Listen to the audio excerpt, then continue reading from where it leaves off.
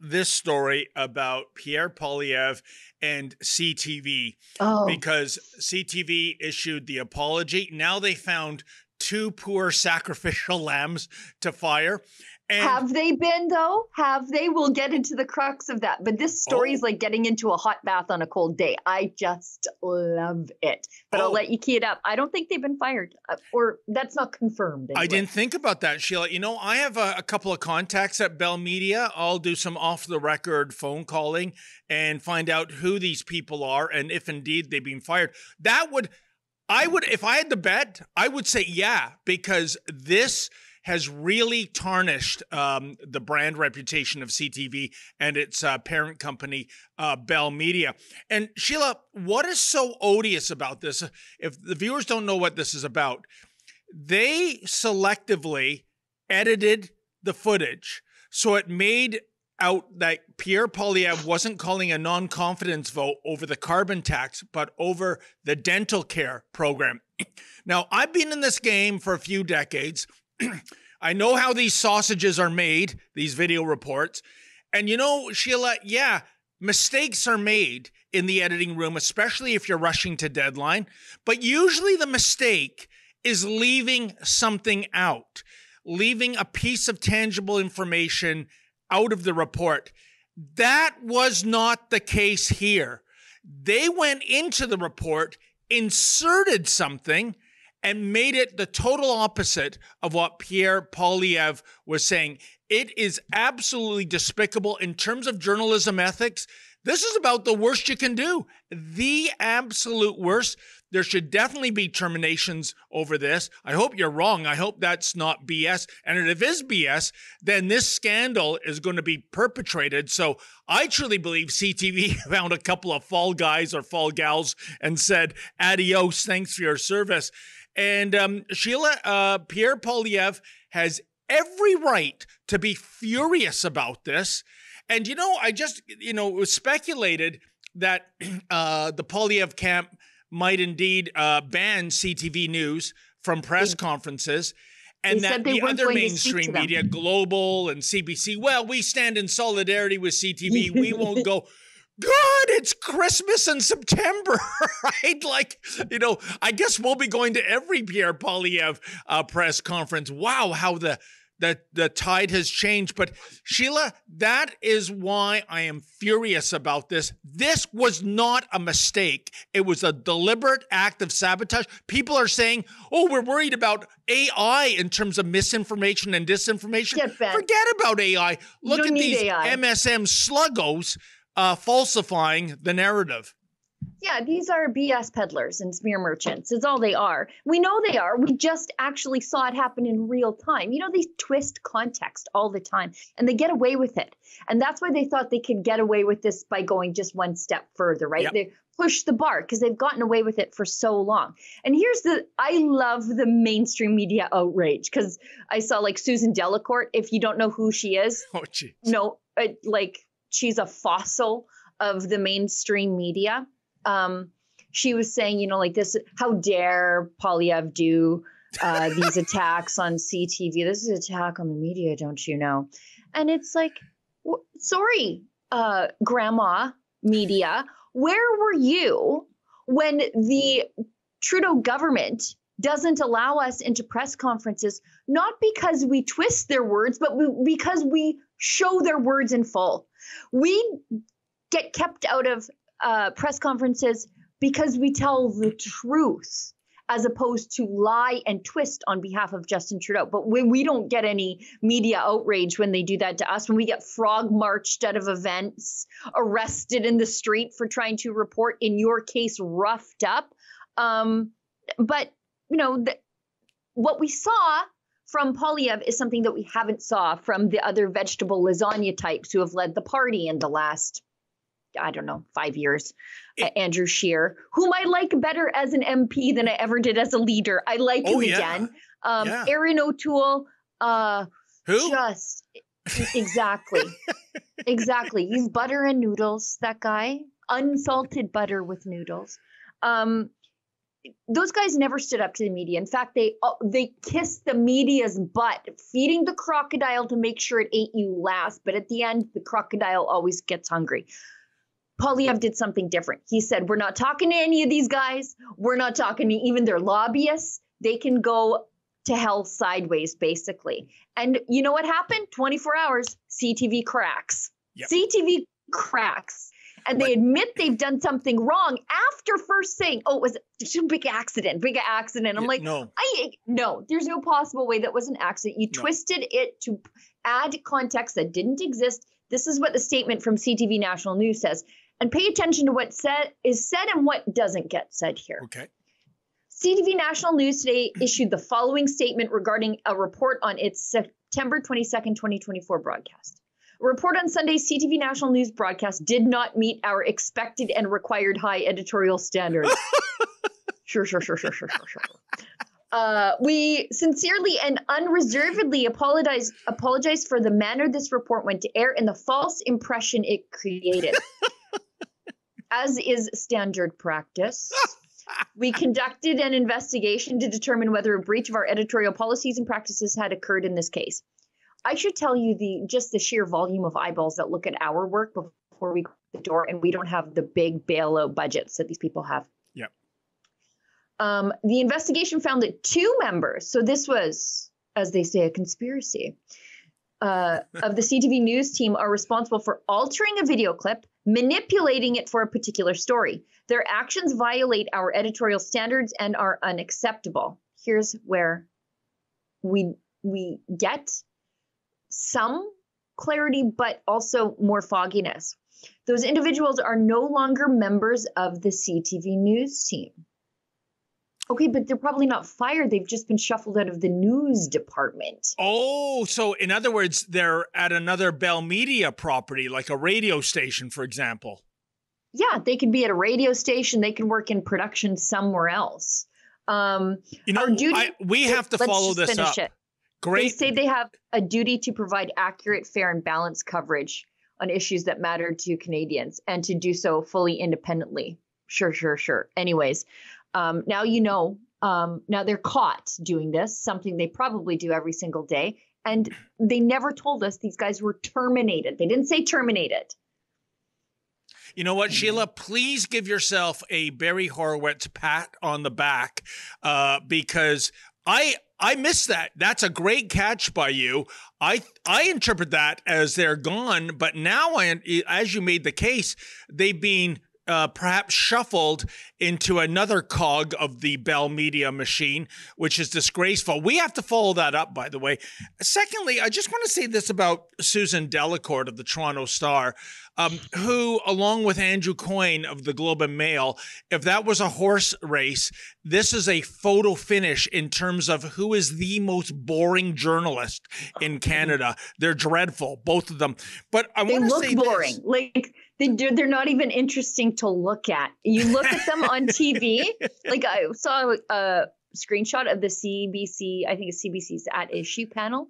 And there was just a bunch of surly, boring people all wearing differing shades of brown and gray, just saying the same thing, agreeing with each other about being boring. Oh, holy Chantal Hebert. But anyway, the thing is, Sheila, did Susan Delacourt think this out? Let's give CTV the benefit of the doubt. Let's say their apology is sincere. Let's say the 2 conspirators behind this are fired. Well, Susan, what are you going to bat for? You're going to bat for CTV screwing up, having a deliberate, vengeful attack on Pierre Poilievre, which CTV itself says did not meet their standards. We are sorry about this. What is she thinking, Sheila? Has she lost what's left of her remaining marbles?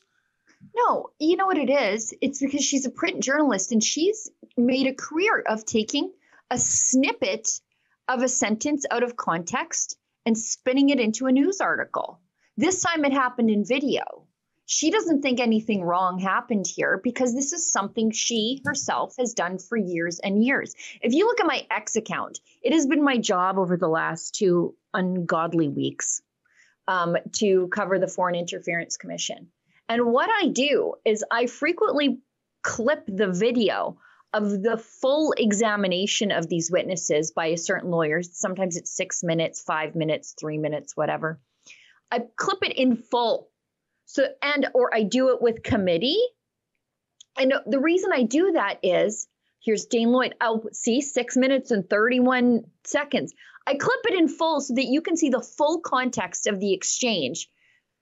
Because I think the full context is always better. I don't shorten things up to manipulate it for a clever soundbite. I want people to see the full story.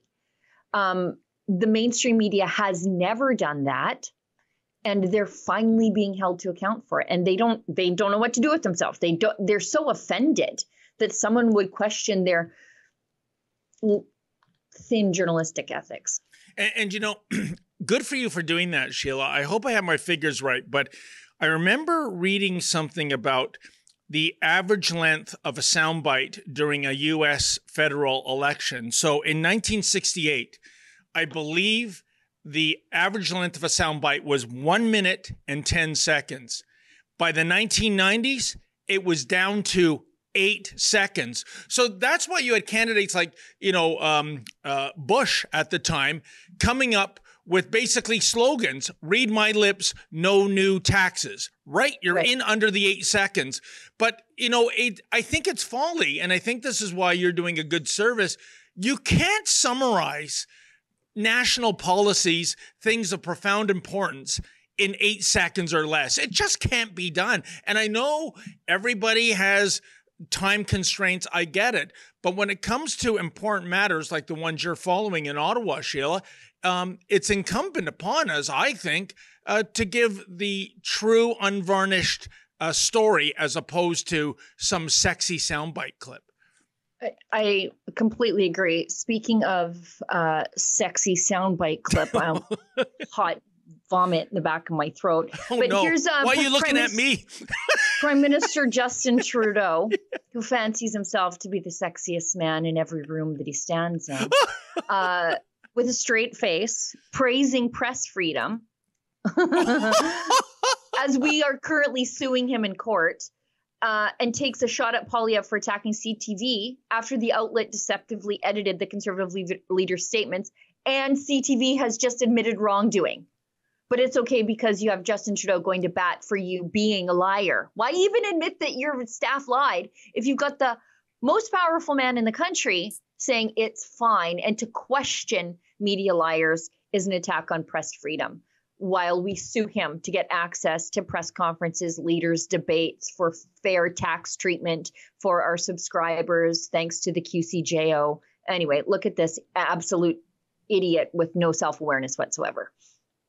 We know that democratic values and principles are under attack around the world from authoritarians, from far right-wing populists, from a whole bunch of people who don't particularly want to see strong and thriving free democracies. Part of the targets of attacks on democracies is on a free, independent media. Is on the work that professional journalists do to hold governments and people in power to account and inform Canadians and inform citizens about what's going on in their democracies. I, as you well know, have often disagreed with some of the conclusions that media has been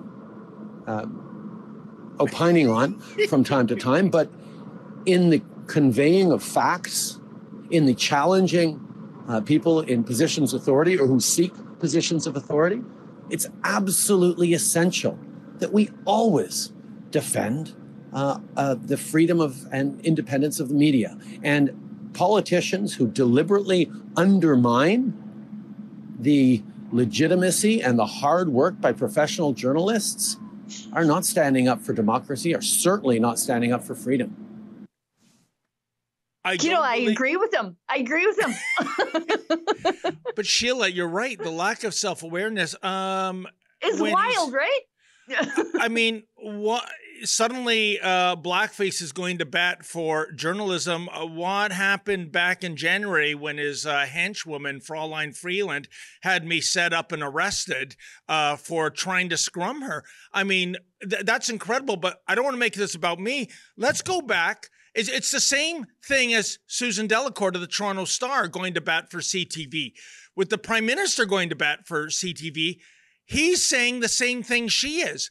I am supporting a fraudulent news report in which the news media outlet itself has apologized and reportedly fired the two people responsible for that misinformation.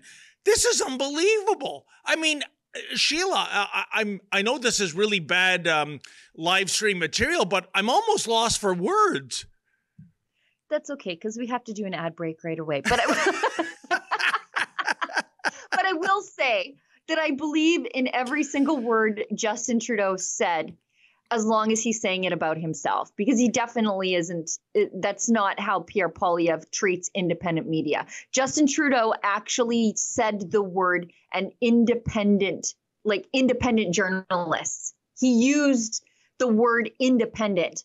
I believe what he said about independent journalists when I say it. I don't believe it when he says it. Yeah. But who is he talking about? CTV? They're not independent journalists. You cannot be an independent journalist when you are dependent on the media or on the government for the survival of your outlet.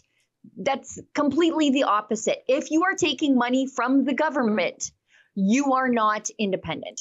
That's Sheila, it. You are so right. And let me just say this. You know, back in the early 80s, when I went to Ryerson for journalism, back when it was called Ryerson, before the guy was falsely condemned as a white supremacist. But anyways, if my old journalism teachers were alive and well, and by the way, most of them were left of center easily, I can tell you they would be horrified by the idea of any entity funding the mainstream media. You know what it'd be like, Sheila? It'd be like me going to, Maple Leaf Meat Packers, and it's in the midst of an E. coli outbreak. And the owner of Maple Leaf, or the CEO, comes and says, hey, Dave, do you and the missus want a nice vacation to Hawaii? Here's a blank check, fill it out. How would that not make me compromised? How could I possibly cover the meat plant in an objective way when there is a sugar daddy at the meat plant? It is exactly the same thing when mainstream media outlets are receiving payola from the federal government. You're telling me they're not pulling their punches? You're telling me they're not being... We just saw it. Yeah, we just saw it. Exactly. You're compromised. Not only are they not pulling their punches, they're going one step further and punching at the other guy. Yep. It's the news event of the year. Canada's most controversial premier sits down with Canada's most controversial journalist, and everything is on the table. Come watch Ezra Levant one-on-one with Alberta Premier Danielle Smith in front of a live studio audience in Calgary. Nothing's off limits. Nothing's held back. Questions that would make Justin Trudeau invoke martial law. Answers that will make Stephen Guilbeault pee his pants. You're not going to want to miss this one, but you have to be there in person at the Rebel News Live mega conference in Calgary on October the 5th. Tickets are limited, so drop everything and go to rebelnewslive.com right now. Special discounted prices for Patriots and special extra high prices if you're with the CBC. Go to rebelnewslive.com now.